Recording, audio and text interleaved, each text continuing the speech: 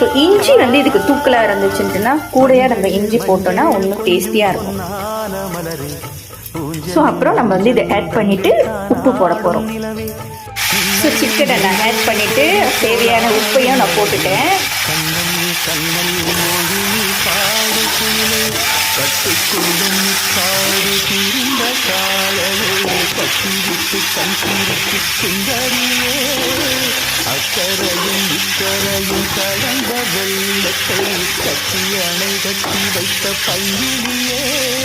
இதுக்கு தேவையான தண்ணியை நம்ம ஆட் பண்ண வேண்டியதான்.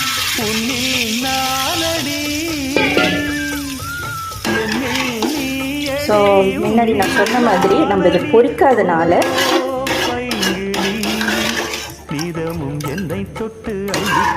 நான் கூடையாக கொஞ்சம் தண்ணி ஆட் பண்ணியிருக்கேன்.